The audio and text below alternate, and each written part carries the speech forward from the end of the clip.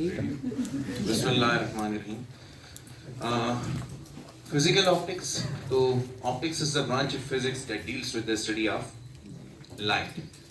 इसमें physical optics जो है light की nature के साथ deal करती है.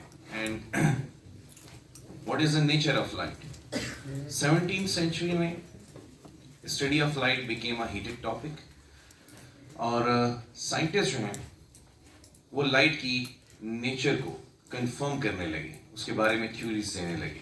अब यहाँ पे जो 17th century है, before 17th century है, तो एक ही किस्म की wave exist करती है, which is mechanical wave. और mechanical wave is a medium dependent wave. तो light को भी एक mechanical wave ही समझा जाता था. पहले आई Huygens theory, wave theory of light.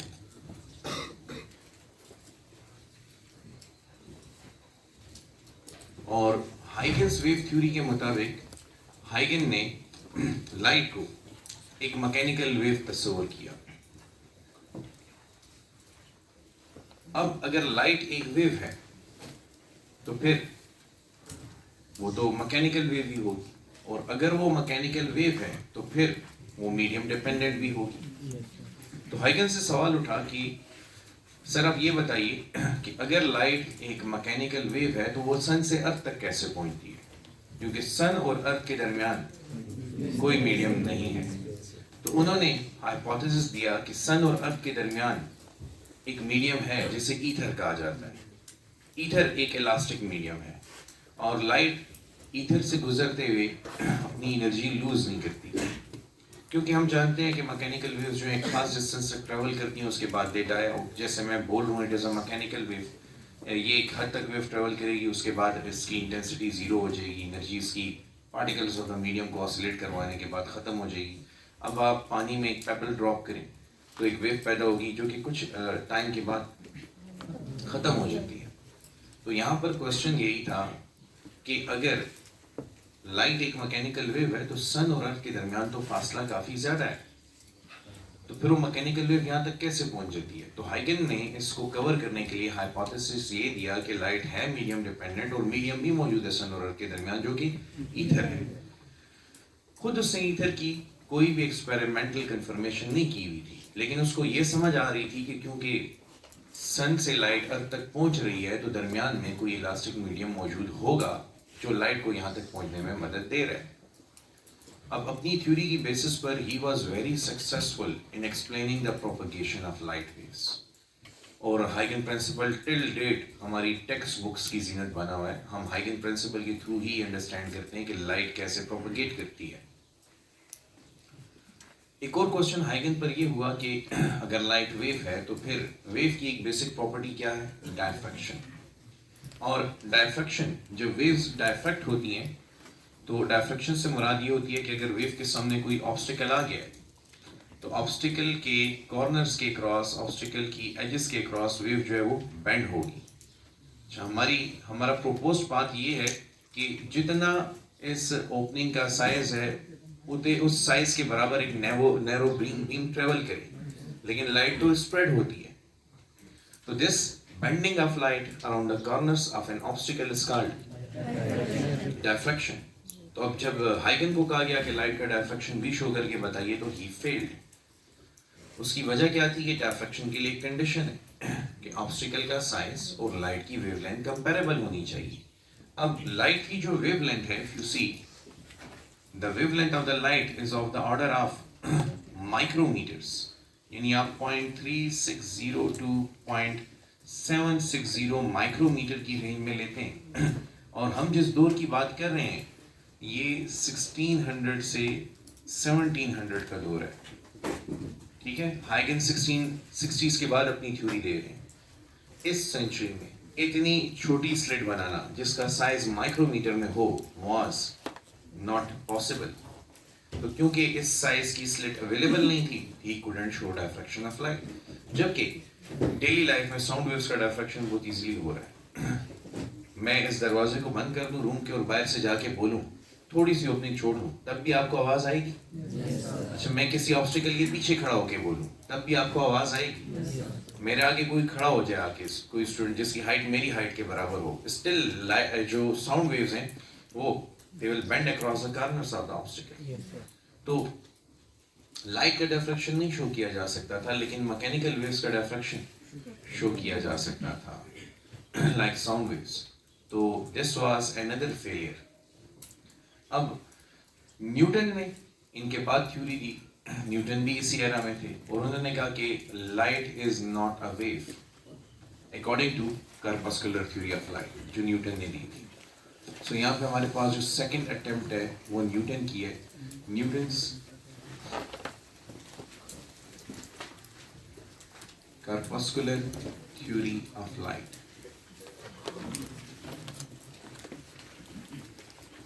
Newton की corpuscular theory के मुताबिक light consists of small particles called as corpuscles। Light छोटे छोटे पार्टिकल्स पर मुश्तमिल है, और उन पार्टिकल्स को हम क्या कहते हैं? corpuscles कहते हैं। corpuscles ट्रेमेंडस स्पीड से फ्लो करते हैं, लेकिन ये नहीं बताया कि कितनी स्पीड से फ्लो करते हैं। अब क्योंकि corpuscles जो हैं वो पार्टिकल्स हैं, वो एनर्जी पैकेट्स हैं, तो इसीलिए उनको ट्रेवल करने के लिए किसी मीडियम की जरूरत नहीं होती। मीडियम हो या ना हो, पार्टिकल तो मूव कर सकते हैं।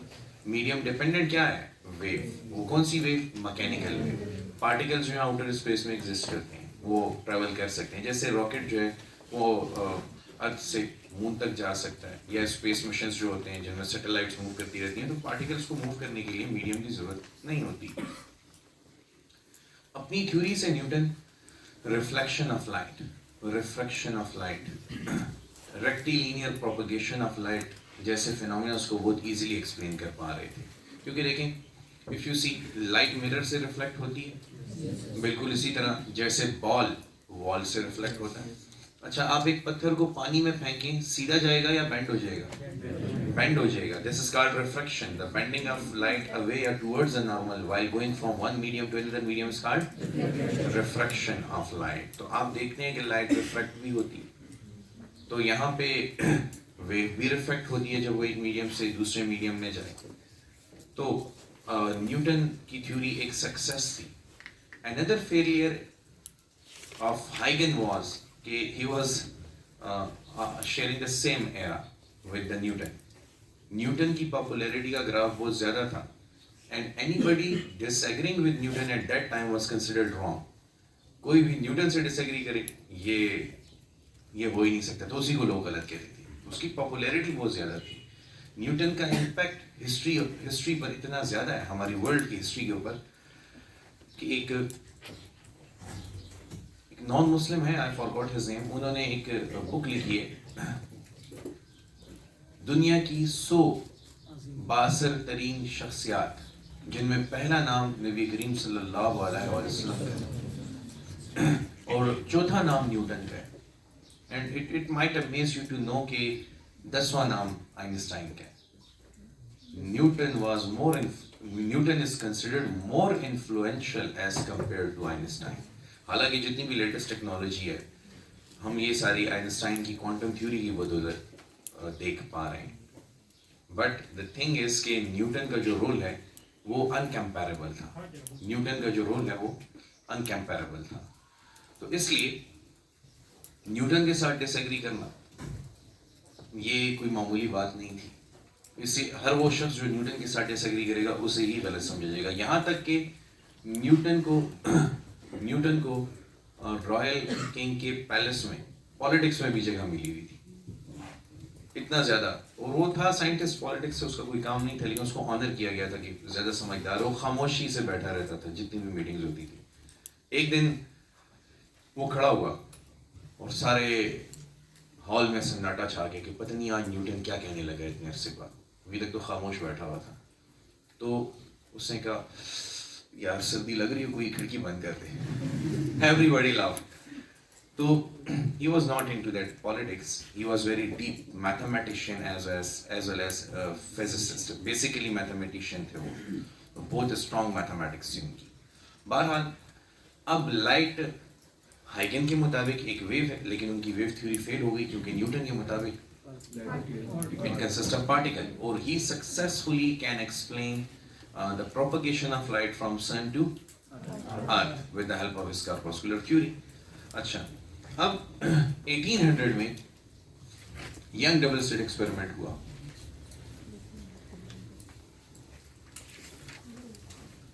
Young double slit experiment.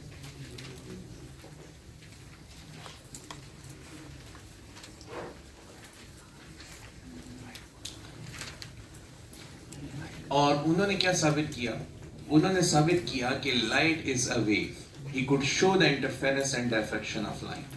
उन्होंने इतनी छोटी स्लिट्स आखिर 1800 में बना ली और ये शो किया कि लाइट जो है वो बेंड होती है across the corners of an obstacle और इंटरफेयर भी करती है. अब देखें ना, अगर आपके पास लाइट रेक्टिलिनियर प्रोपगेशन करती तो बताओ यहाँ पे कोई लाइट होनी चाहिए थी? हमारी एक्सपेक्टेशन वैल्यू ये है कि लाइट आएगी स्ट्रेट लाइन में जाके यहाँ हिट करेगी और यहाँ हिट करेगी.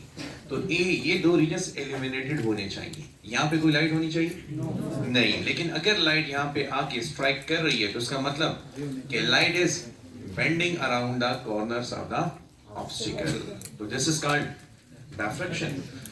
और यंग ने ये साबित कर दिया कि लाइट एक वेव है. लेकिन यंग के ये साबित करते ही ये मसला दोबारा खड़ा हो गया कि फिर आउटर स्पेस में ईथर भी होना चाहिए. लेकिन तब तक ये भी साबित हो चुका था कि आउटर स्पेस में कोई ईथर नहीं है. तो फिर ये मसला खड़ा हो गया कि लाइट सन से अर्थ तक कैसे पहुंचती है. क्योंकि अगर लाइट वेव है तो फिर तो मैकेनिकल वेव है. तो वो कहाँ से पहुंच रही है सन से अर्थ तक? कौन सा मीडियम है? अब यही तको जारी थी. और इस सिलसिले में जो नेक्स्ट एडवांसमेंट है वो 1852 में आती है जीन फोकाल्ट की.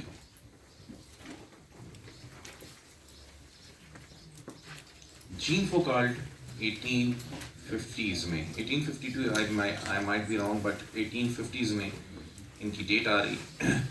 जीन फोकाल्ट ने ये कहा कि लाइट जब एक रेयर मीडियम से डेंसर मीडियम में जाती है,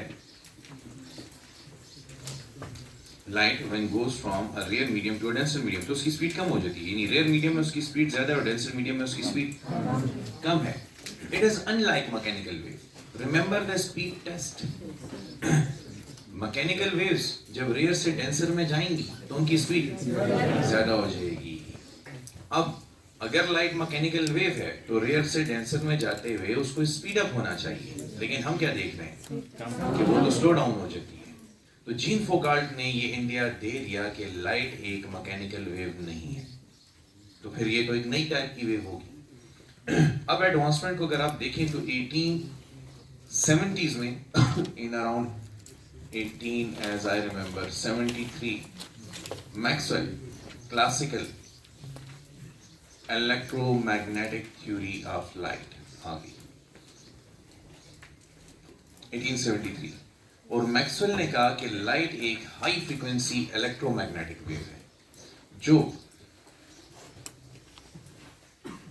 ऑसिलेटिंग इलेक्ट्रिक और मैग्नेटिक फील्ड वेक्टर्स पर मुश्तमिल है. अगर इलेक्ट्रिक फील्ड वेक्टर y के अलोंग ऑसिलेट कर रहा है, मैग्नेटिक फील्ड वेक्टर z के अलोंग ऑसिलेट कर रहा है, तो direction of propagation x axis के अलोंग होगी. It was like this. जरा इसको देखिए आप कि ये आपकी लाइट एक high frequency electromagnetic transverse wave. तो जरा इस डायग्राम को देखिएगा जिसमें आपको परपेंडिकुलर vectors नजर आएंगे. Electric field vector are dancing perpendicular to या oscillating perpendicular to the magnetic field vector. You can see here. देखो जहां पे इलेक्ट्रिक फील्ड जीरो है वहां पे मैग्नेटिक भी जीरो है. जहां पे मैग्नेटिक इंक्रीज हो रहा है उधर इलेक्ट्रिक भी इंक्रीज हो रहा है. जहां पे इलेक्ट्रिक इंक्रीज हो रहा है उधर मैग्नेटिक भी. और जहां पे इलेक्ट्रिक मैक्सिमम होगा वहां पर मैग्नेटिक भी अपनी मैक्सिमम वैल्यू को टच करेगा. और जहां पे दोबारा जीरो होगा, अच्छा देखो इलेक्ट्रिक पॉजिटिव में है तो मैग्नेटिक भी पॉजिटिव में, इलेक्ट्रिक नेगेटिव में आया मैग्नेटिक भी नेगेटिव में आया, तो ये वेक्टर्स एक दूसरे के परपेंडिकुलर सिंपल हार्मोनिक मोशन कर रहे हैं, लाइक ऑसिलेट कर रहे हैं. और दोनों इकट्ठे अपने जीरो से मैक्सिमम, मैक्सिमम से जीरो, जीरो से नेगेटिव मैक्सिमम और दोबारा जीरो पे आ जाते हैं. तो ये महज एक थ्योरी थी उस वक्त कि लाइट एक हाई फ्रीक्वेंसी इलेक्ट्रोमैग्नेटिक वेव है. लेकिन सबूत तो इसके बारे में कोई था नहीं. और मैक्सवेल भी रिसर्च किसी और बात पे कर रहे थे और उनको फिर अल्टीमेटली पता चला कि things should go like this with electromagnetic wave. अच्छा, अब इनकी थ्योरी को अच्छा खाली ये भी नहीं, इन्होंने ये भी कहा था कि light travels with speed 3 into 10 to power 8 meter पर सेकेंड, ये अप्रोक्सीमेट वैल्यू है।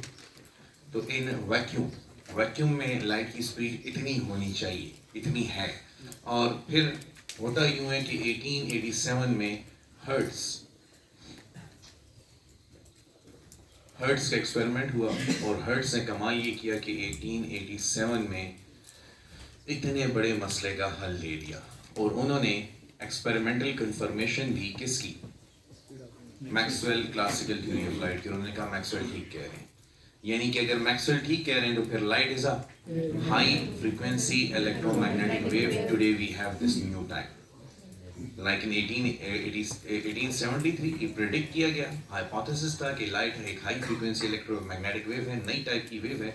और ये बात कब साबित हो गई, 1887 में हर्ट्ज ने एक्सपेरिमेंटली वेरीफाई कर दिया कि लाइट एक हाई फ्रीक्वेंसी इलेक्ट्रोमैग्नेटिक वेव है और वो मीडियम डिपेंडेंट नहीं है, उसको ट्रेवल करने के लिए किसी भी मीडियम की जरूरत नहीं होती। समझ आई बात?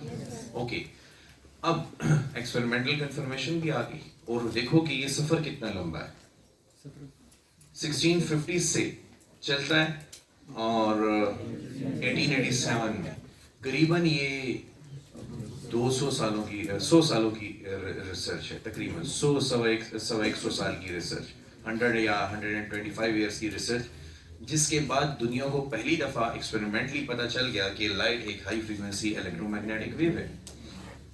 और इसका स्पेक्ट्रम आप लोग ऑलरेडी जानते होंगे, इसमें आपके पास गैमा रेज मैक्सिमम फ्रीक्वेंसी, उसके बाद एक्स रेज आती हैं, उसके बाद अल्ट्रावायलेट रेज आती हैं, उसके बाद विजिबल आता है रीजन, उसके बाद इंफ्रारेड आता है, उसके बाद माइक्रोवेव्स आती हैं, you miss the micro, and उसके बाद radio waves, the maximum wave है। इन तमाम वेव्स में किस चीज का फर्क होता है, फ्रीक्वेंसी का फर्क होता है। इन तमाम वेव्स में फ्रीक्वेंसी का फर्क होता है। अच्छा, डिफरेंट क्या है तीनों में, सारी वेव्स में डिफरेंट क्या है, फ्रीक्वेंसी। ये मैंने चैप्टर 8 में भी सिखाया कि frequency is the characteristic of wave which does not change when wave move from one medium to another.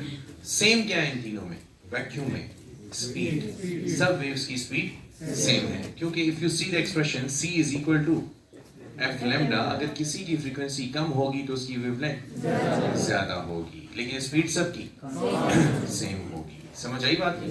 Okay, फिर एक मीडियम से दूसरे मीडियम में जाते हुए क्या क्या चेंज होगा, वेवलेंथ और स्पीड चेंज होगी, स्पीड भी कम हो जाएगी और वेवलेंथ भी कम हो जाएगी, लेकिन क्या कांस्टेंट रहेगा, फ्रीक्वेंसी कांस्टेंट रहेगी। ठीक है, इसलिए हम वेव को फ्रीक्वेंसी से आइडेंटिफाई करते हैं।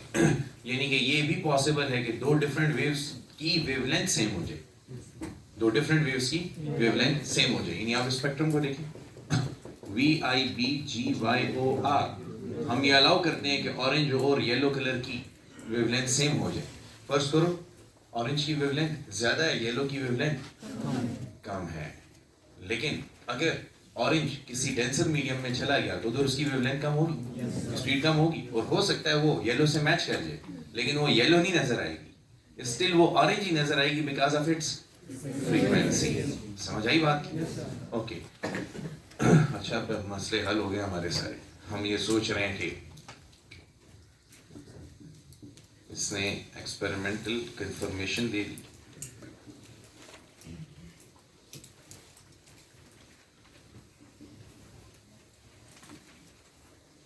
मैक्सवेल थ्योरी की, और हम ये सोच रहे हैं, बल्कि साइंटिस्ट वगैरह पता है बड़े ओवर कॉन्फिडेंट हो गए थे, वो ये सोच रहे थे न्यूटन लॉज मौजूद हैं, classical electromagnetic theory of light मौजूद है, लॉज ऑफ थर्मोडायनेमिक्स मौजूद है, यानी बहुत सी ब्रांचेज हैं और उनके बेसिक लॉज तो डिस्कवर हो चुके हैं।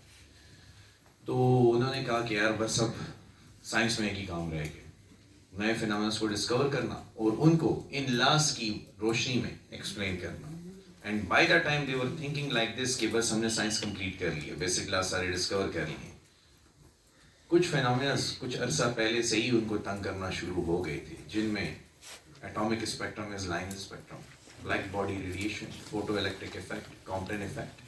ये ऐसे एक्सपेरिमेंट्स से जिनकी एक्सप्लेनेशन लाइट की वेव नेचर कंसिडर करते हुए पॉसिबल ही नहीं हो रही थी। हम कंसिडर करते हैं कि लाइट वेव है फोटो इलेक्ट्रिक इफेक्ट में और उसको एक्सप्लेन करने की कोशिश करते हैं। We badly fail in that.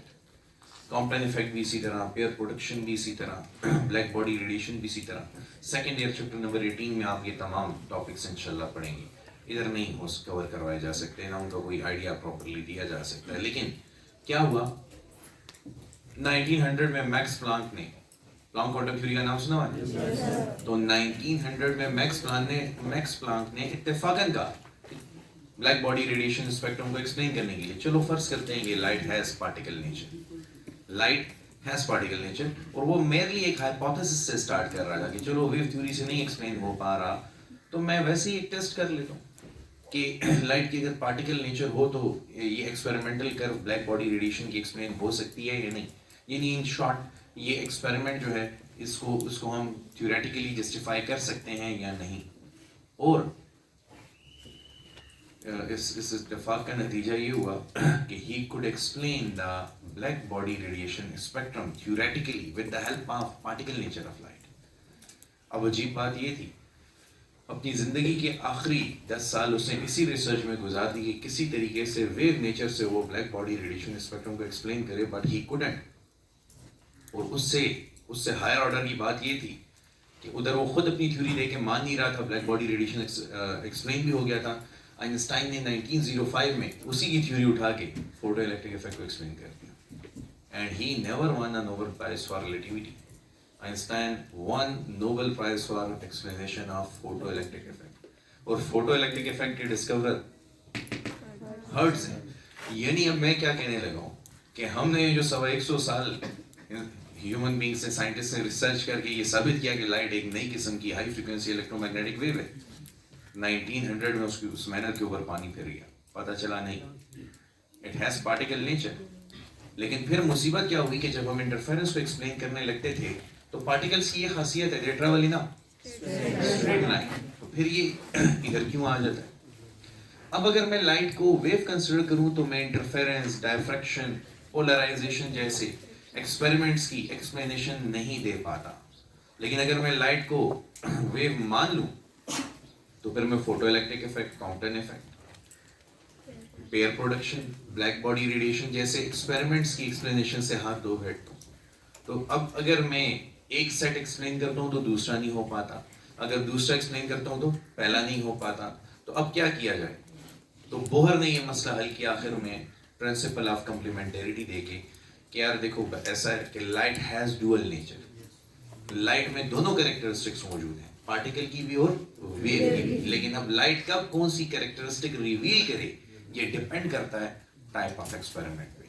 अगर आप इंटरफेरेंस, डायफ्रैक्शन और पोलराइजेशन जैसे एक्सपेरिमेंट कर रहे हैं तो फिर लाइट अपनी वेव नेचर रिवील करेगी। आप उससे जिद नहीं कर सकते कि नहीं यार इंटरफेरेंस में मुझे पार्टिकल नेचर शो करके बताओ।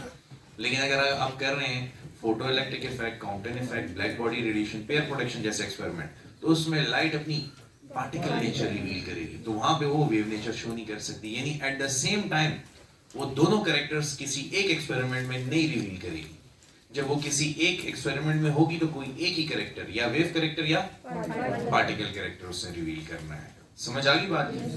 तो आज हम मानते हैं कि वाकई में लाइट की नेचर डुअल नेचर है, और उस डुअल नेचर पे आपकी लेटेस्ट टेक्नोलॉजी बेस कर रही है बहुत ज्यादा। और ना सिर्फ ये कि लाइट की डुअल नेचर है, बल्कि डी ब्रॉगले ने कहा कि अगर लाइट डुअल नेचर शो कर सकती है तो फिर पार्टिकल्स भी डुअल नेचर शो करेंगे, मीन पार्टिकल भी लाइट का बिहेवियर शो कर सकते हैं।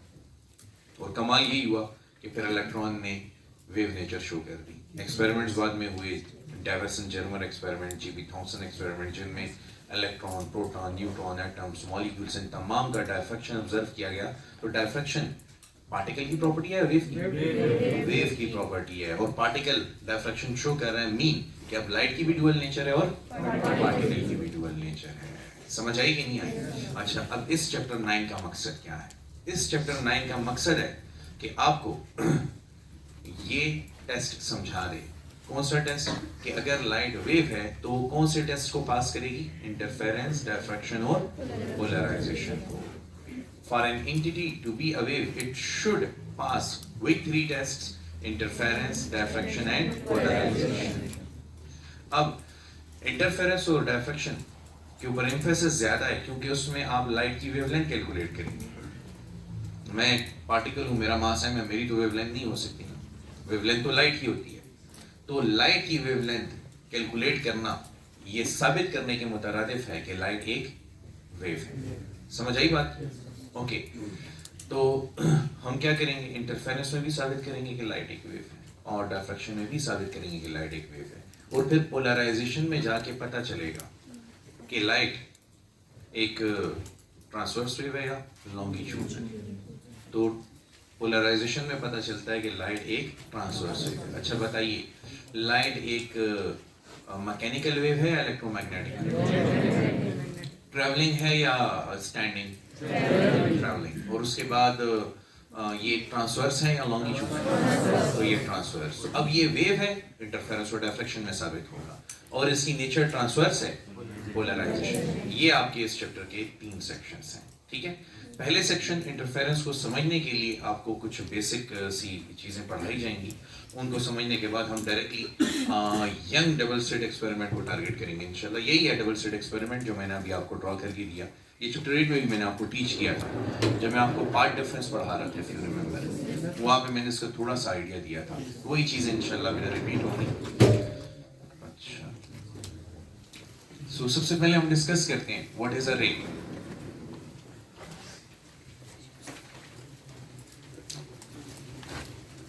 तो रे is an imaginary line in the direction of wave propagation. ये आप देख सकते हैं, फर्स्ट कीजिए मैंने एक लाइन ड्रॉ की, तो ये इमेजिनरी लाइन जो direction of propagation of wave बताएगी, direction of motion of wave बताएगी, इस लाइन को हम क्या कहेंगे? रे कहेंगे। कोई एक्चुअल लाइन होती नहीं है, लेकिन हम रे की डायरेक्शन ऑफ मोशन, वेव की डायरेक्शन ऑफ मोशन बताने के लिए इसे ड्रॉ कर देते हैं। इसके बाद कॉन्सेप्ट है वेव फ्रंट का। तो what is a wave front? Wave front is a surface of constant phase.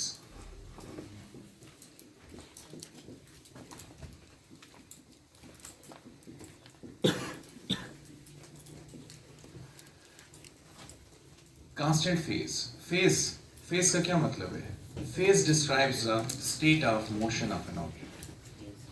Phase से हमें हमारी मुराद होती है, हमने चैप्टर 7 में भी देखा, चैप्टर 8 में भी देखा कि phase, by phase we mean state of motion of a particle in a wave. तो a surface of constant phase से मुराद, for example, if you drop a pebble into a water, इस तरह circular ripples पैदा होंगी, और ये कौन सी waves होंगी?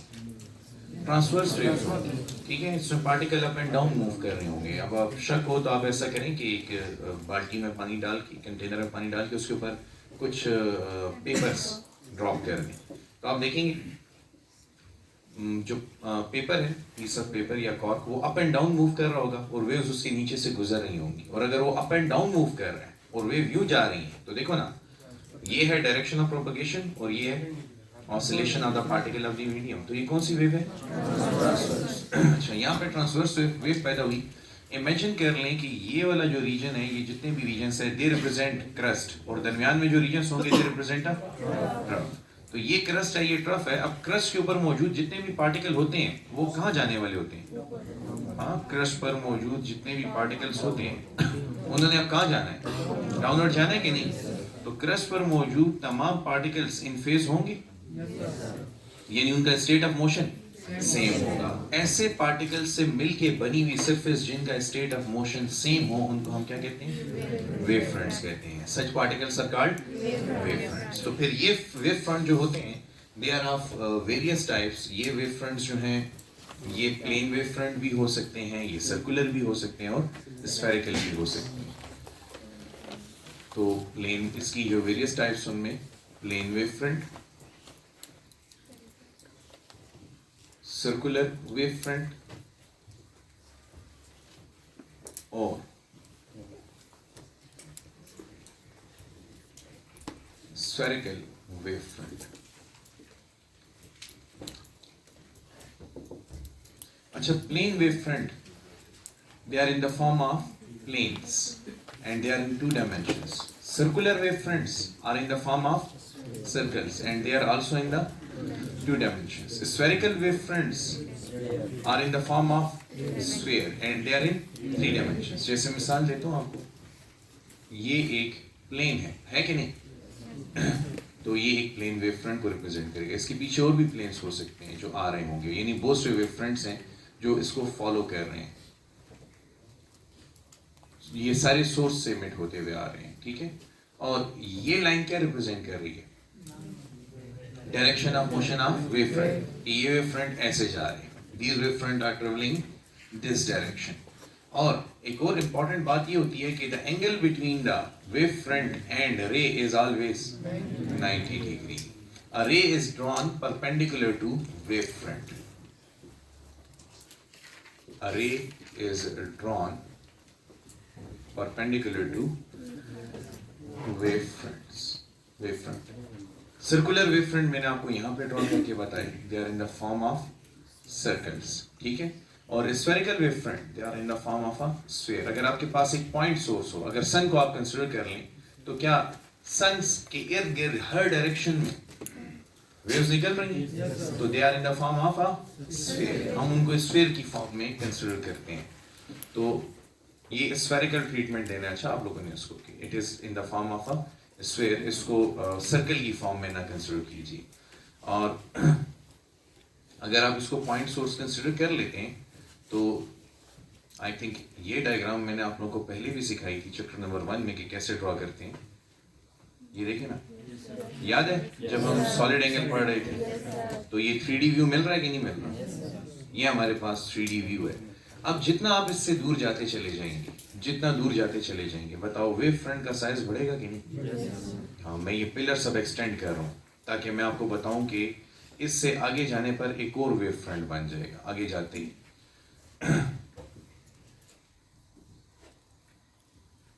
देखा? और जितना आप दूर जाएंगे, देखो जितना आप स्फीयर के करीब रहोगे कर्वेचर ज्यादा होगा, कर्व सरफेस ज्यादा होगी। और जितना दूर जाएंगे उस कर्व सरफेस कौन से किस में कन्वर्ट होना शुरू होगी? प्लेन्स में कन्वर्ट होना शुरू होगी। These are like windows. ये देखो, ये जस्ट लाइक अब यहाँ पे कर्वेचर मौजूद है, ये थोड़ी बैंड हुई हुई है, लेकिन जितना हम सोर्स से दूर जा रहे हैं वो कर्वेचर खत्म हो रहा है कि नहीं हो रहा है? तो जब आप सोर्स से बहुत दूर चले जाएंगे तो these spherical wave fronts become plane wave front. यानी a part of a spherical wave front at a very large distance from the source become plane. और इसकी डेमोन्स्ट्रेशन देखें ये एक पॉइंट सोर्स है जिससे तमाम डायरेक्शंस में वेव फ्रंट एमिट हो रहे हैं। देखो इधर कर्वेचर बहुत ज्यादा है, आगे जाओगे कर्वेचर कम होना शुरू हो जाएगा। एक्चुअली कर्वेचर कम नहीं हो रहा, जितनी लाइन बड़ी होती है उसमें स्ट्रेट पोर्शन का सेक्शन ज्यादा होता जाता है। तो मैं आपको भी इसको समझाता हूं कि ये कैसे ज्यादा हो रहा है। इधर देखो, इसमें जो स्ट्रेट लाइन है ऑलमोस्ट बहुत कम साइज की, छोटी सी है।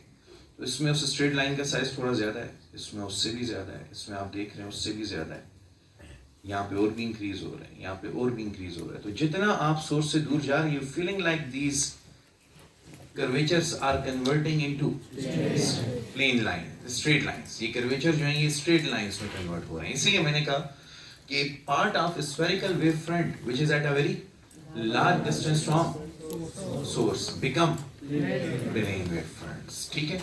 अब हमारा ये चैप्टर जो है इसमें आप कह सकते हैं कि बड़ी ज़्यादा इम्पोर्टेंस है कोहेरेंट सोर्सेस की, क्योंकि इस सारे चैप्टर में आप देखेंगे कि हम क्या स्टडी कर रहे हैं, इंटरफेरेंस या diffraction.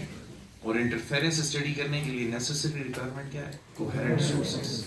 Coherent sources, if you remember, which have same frequency, same direction, equal or comparable amplitude and constant phase difference. ये 4 शराइत मैंने बताई कि ऐसे सोर्सेस, ऐसे 2 वेव सोर्सेस या 2 से ज्यादा सोर्सेस जिनकी फ्रीक्वेंसी सेम हो, जिनकी डायरेक्शन ऑफ मोशन सेम हो, उनके एम्पलीट्यूड्स इक्वल या कंपैरेबल हो और उनका फेज डिफरेंस कांस्टेंट रहे, या 0 हो या 90 हो या 180 हो, लेकिन जो भी हो कांस्टेंट हो, उसके साथ उसमें वक्त के साथ कोई भी चेंज ना आए, तो फिर हम कहेंगे कि कौन से सोर्सेज हैं, कोहेरेंट सोर्सेज हैं। तो इस चैप्टर में हमें क्योंकि इंटरफेरेंस स्टडी करनी है, तो इंटरफेरेंस के लिए किस चीज की जरूरत होगी, कोहेरेंट सोर्सेज की जरूरत होगी। और कोहेरेंट सोर्सेज हासिल करने के लिए हमारे पास दो मेथड्स हैं। एक मेथड है वेव फ्रंट डिवीजन और दूसरा मेथड है एम्पलीट्यूड डिवीजन।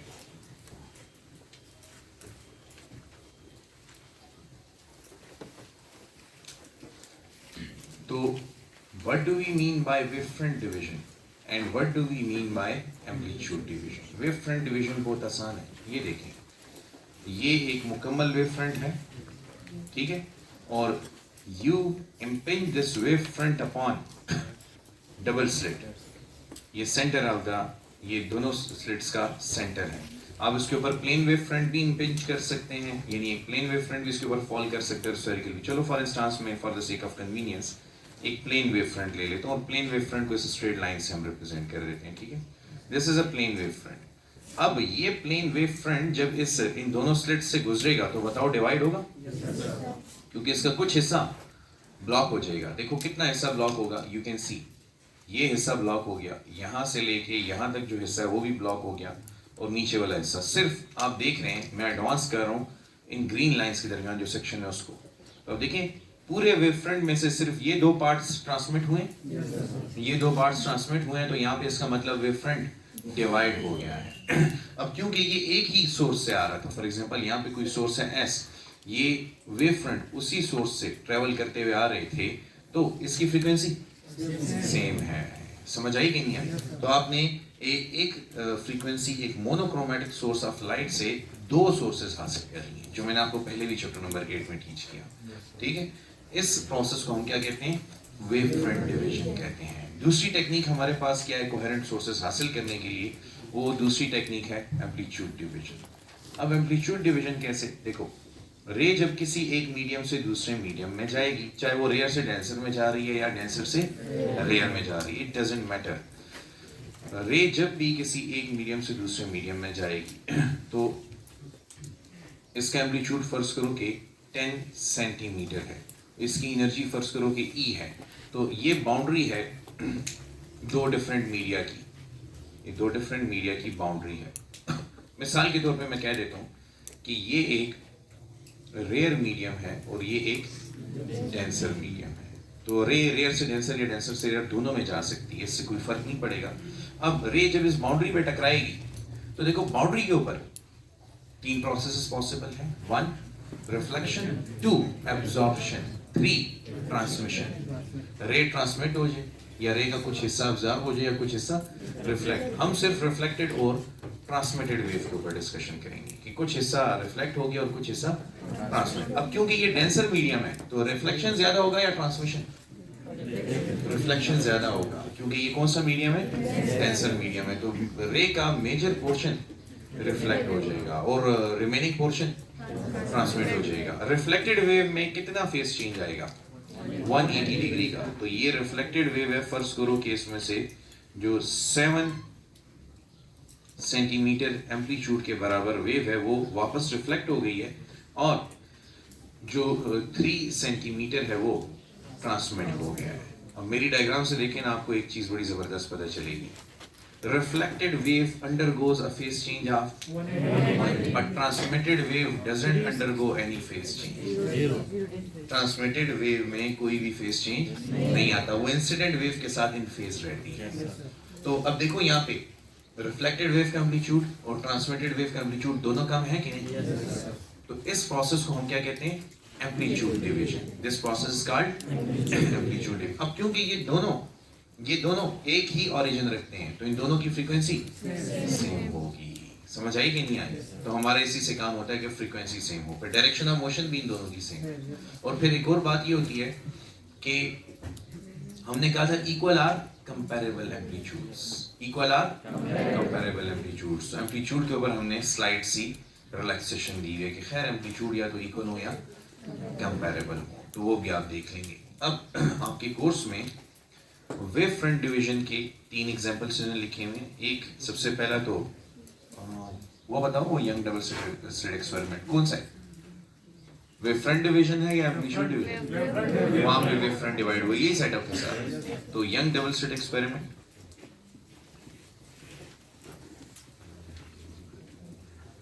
ये वेव फ्रंट डिवीजन है। इसी तरह लॉयड्स मिरर,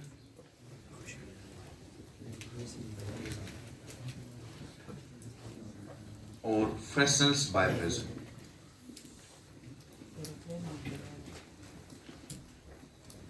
ये तीनों वेव फ्रंट डिवीजन पे बेस्ड हैं। और thin film interference,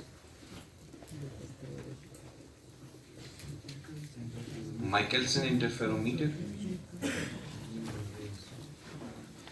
and Newton rings.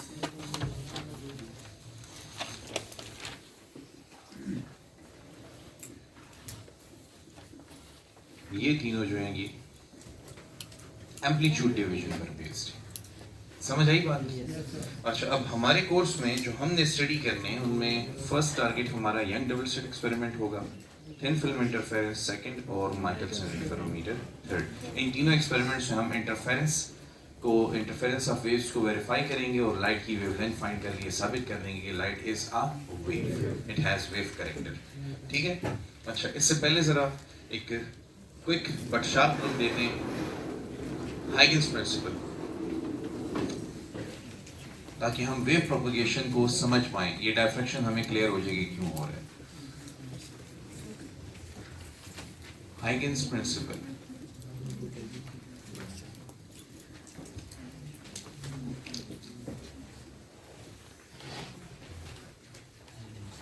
अच्छा कंसिडर कीजिए ये एक प्लेन वेव फ्रंट। तो हाइगन के मुताबिक वेव फ्रंट पर मौजूद हर पॉइंट एक सोर्स है सेकेंडरी वेवलेंथ का, यानी वो भी एक सोर्स है। वेव फ्रंट के ऊपर मौजूद इनफाइनाइट पॉइंट्स होंगे। हम चंद एक पॉइंट्स को ड्रॉ कर लेते हैं, ठीक है? Upon a wave front there are infinite sources of wavelets या वेव्स। ये इनफाइनाइट सोर्सेज हैं और इनफाइनाइट सोर्सेज से क्या इमिट होंगी? वेव्स इमिट होंगी। ठीक है?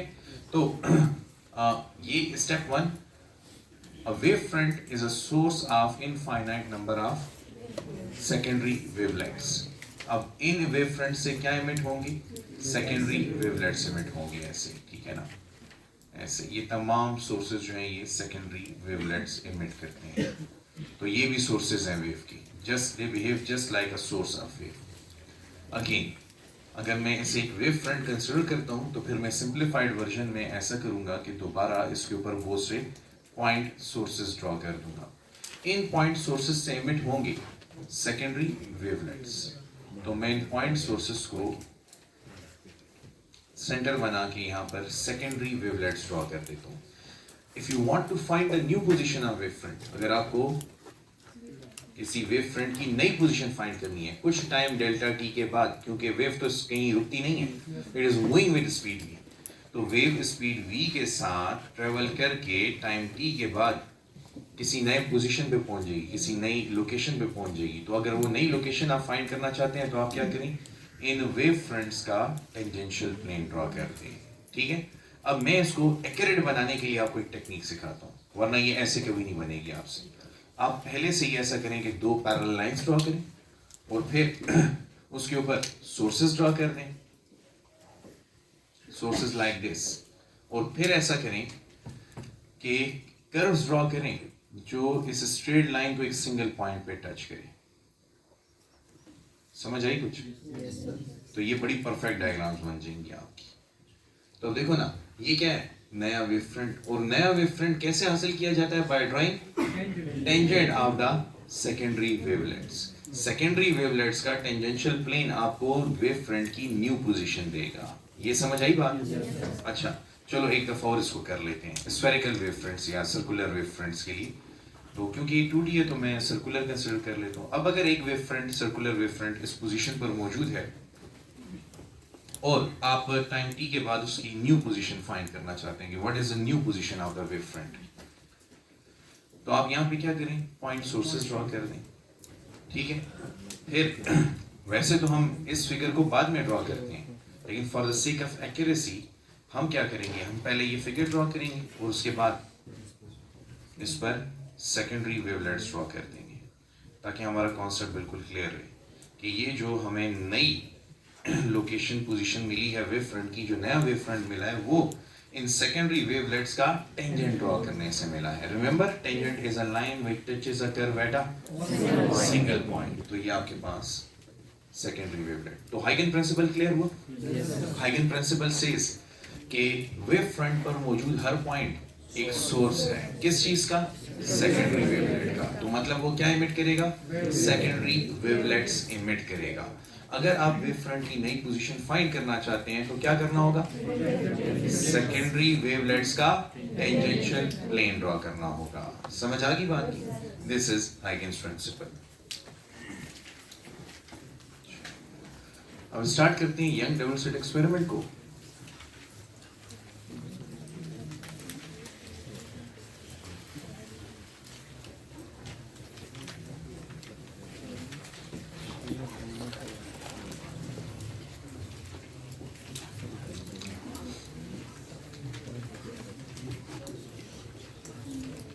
अच्छा, I'll get a meter rod. Wait for me.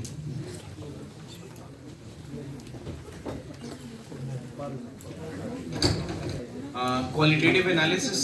तो पहले हम एक्सपेरिमेंटल सेटअप को देखेंगे और उसमें कंस्ट्रक्टिव डिस्ट्रक्टिव इंटरफेरेंस के पैटर्न को समझने की कोशिश करेंगे। उसके बाद फिर इसका क्वांटिटेटिव एनालिसिस करेंगे। ठीक है?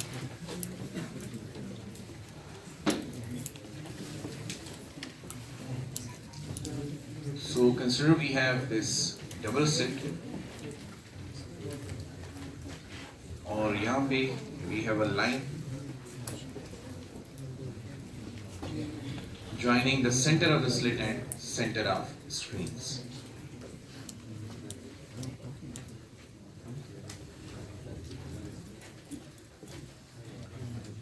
अच्छा, ये slits, दोनों slits क्या सेंटर है, कॉमन सेंटर। ठीक है?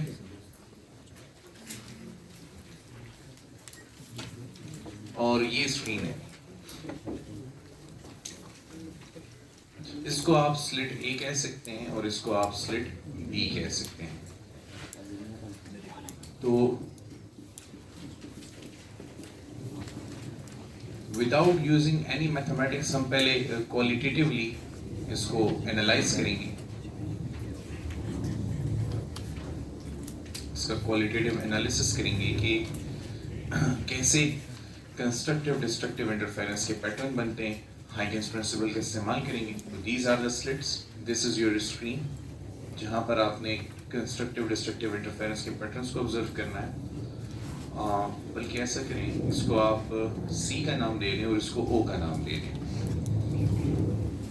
और ये जो फासला है, the distance between the two slits from center of one slit to center of another slit is represented by D. ये आप D से represent कर दें। ठीक है? I'm shifting point C over here. This is our point C. अच्छा, यहाँ पे एक monochromatic source of light consider करेंगे। Let I'll choose a sharp pattern. Blue light को आप consider कर सकते हैं। तो ये एक monochromatic source of light है, S से represent कर सकते हैं, M से, जिससे वेव फ्रंट्स emit हो रहे हैं and these wave fronts are approaching the double slit. ऐसा हो रहा है कि नहीं? अब जब ये wave front in double slits को स्ट्राइक करेगा तो इस वेव फ्रंट का सिर्फ वही पोर्शन इस स्लिट से पास हो सकेगा जो स्लिट का साइज है। ठीक है? These two slits will behave like source of light. ये जो स्लिट्स हैं ये सोर्स ऑफ लाइट की तरह बिहेव कर रही हैं। तो अब बताइए, दोनों की फ्रीक्वेंसी, अगर सोर्स की फ्रीक्वेंसी f थी तो इन दोनों की फ्रीक्वेंसी क्या होगी? f ही होगी। अब इनसे जो वेव्स निकलेंगी फ्रीक्वेंसी दोनों की सेम है, सेम डायरेक्शन में ट्रेवल करेंगी। तो ये कौन सा सोर्स बन गया? कोहेरेंट सोर्स बन गया। ठीक है? अच्छा, अब स्क्रीन के ऊपर देखो, पहले हाइगन प्रिंसिपल का इस्तेमाल करो कि हाइगन प्रिंसिपल के मुताबिक इन वेव फ्रंट्स के ऊपर मौजूद हर पॉइंट क्या है? It is a source of secondary wavelet. तो इनमें से सेकेंडरी वेवलेट्स एमिट होंगे। वो सेकेंडरी वेवलेट्स जब एमिट होंगे तो वो यूं डिफ्रैक्शन होगा, बैंड होंगे और स्क्रीन पर वेरियस पोजीशंस को जाके स्ट्राइक करेंगे। अच्छा, तो पहले हम सेंटर ऑफ द स्क्रीन को टारगेट करेंगे। देखते हैं कि स्क्रीन के सेंटर तक पहुंचने के लिए कौन से सोर्स से निकलने वाली वेव ने ज़्यादा डिस्टेंस कवर किया। तो ये रे 1 और ये रे 2 ले लें आप। अब बताइए, सोर्स ए से निकलने वाली रे ने ज़्यादा डिस्टेंस कवर किया है, सोर्स बी से सेम डिस्टेंस कवर किया है। सेम डिस्टेंस कवर किया तो इस पॉइंट पर कौन सी इंटरफेरेंस होगी? कंस्ट्रक्टिव इंटरफेरेंस की वजह से आपको यहाँ पे कौन सा रीजन नजर आएगा? ब्राइट रीजन नजर आएगा। इस ब्राइट रीजन को हम ब्राइट फ्रिंज भी कहते हैं। It is also called as bright fringe. ठीक है। अच्छा, अब मैं जरा इसको मैं इसको ब्लू कर देता हूँ, क्योंकि मैंने ब्लू कलर की लाइट इस्तेमाल की है, तो मैं इसको ब्लू कर देता हूँ। ठीक है। और हम जानते हैं कि यहाँ पे पार्ट डिफरेंस इस वक्त क्या है? 0 है। इसीलिए कौन सी इंटरफेरेंस हो रही है? ओके। अब क्योंकि ये एक्सपेरिमेंट प्रैक्टिकली किया गया है, तो ऑब्जर्वेशन क्या है? ऑब्जर्वेशन ये है कि इस पॉइंट पर एक डार्क फ्रिंज बनी हुई है, फिर इस पॉइंट पर भी एक डार्क फ्रिंज बनी हुई है, फिर इस पॉइंट पर एक ब्राइट फ्रिंज बनी हुई है ब्लू कलर की, उसको मैं कलर कर देता हूँ। ठीक है। और अगेन इस पॉइंट पर एक ब्राइट फ्रिंज बनी हुई है, इसको भी मैं कलर कर देता हूँ। इस पॉइंट पर अगेन हमारे पास एक डार्क फ्रिंज है, इस पॉइंट पर अगेन हमारे पास एक डार्क फ्रिंज है। यानी स्क्रीन के सेंटर से सिमेट्रिकली अल्टरनेट ब्राइट और डार्क फ्रिंजेस बनी। और एक्सपेरिमेंटली ये ऑब्जर्व किया गया है कि तमाम ब्राइट फ्रिंजेस की विड्थ और इंटेंसिटी सेम है, और तमाम डार्क फ्रिंजेस की भी विड्थ और इंटेंसिटी सेम है। अब ये एक्सपेरिमेंटल ऑब्जर्वेशन है, मेरी उसके लिए कुछ थ्योरेटिकल जस्टिफिकेशन तो होगी कि ऐसा क्यों हो रहा है। तो देखिए, what is the minimum path difference for destructive interference? λ/2 है कि नहीं? तो हो सकता है कि यहाँ पर जो वेव्स आ रही हैं, बल्कि प्रोबेबली थ्योरी हमारी यही है कि यहाँ पर जो वेव्स पहुंचेंगी उनके दरमियान पार्ट डिफरेंस होगा, और वो पार्ट डिफरेंस कितना होगा? λ/2 होगा। तभी वहां पे कौन सी इंटरफेरेंस होगी?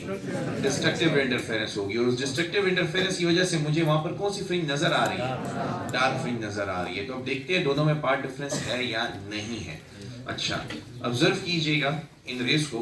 आई would like to change the colour. ये जो हमारे पास डिस्ट्रक्टिव इंटरफेरेंस के लिए वेव्स बनी है, मैं इनका कलर चेंज करता हूँ ताकि आप इनको डिफरेंशिएट कर सकें।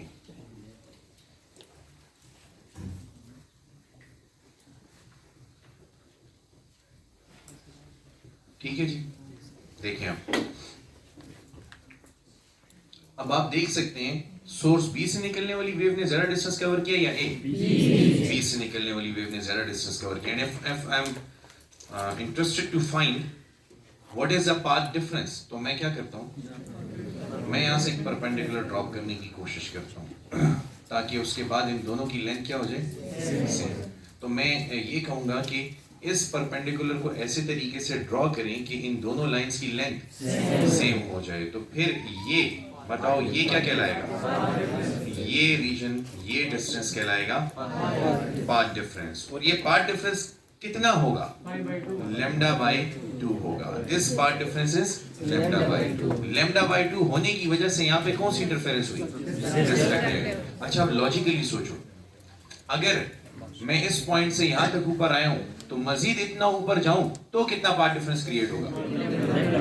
λ/2 मजीद क्रिएट होगा, क्योंकि आपने देखा कि इस पॉइंट से इस पॉइंट तक आते हुए जो पार्ट डिफरेंस है वो, तो अगर मैं यहाँ से यहाँ तक पहुंचूं तो पार्ट डिफरेंस कितना होगा? मजीद λ/2। तो अगर इधर λ/2 है, इधर λ/2 है, तो इन दोनों को ऐड करो, यहाँ तक पहुंचते हुए पार्ट डिफरेंस कितना हो चुका होगा? λ हो चुका होगा। पार्ट डिफरेंस अगर λ हो चुका है तो कौन सी इंटरफेरेंस है?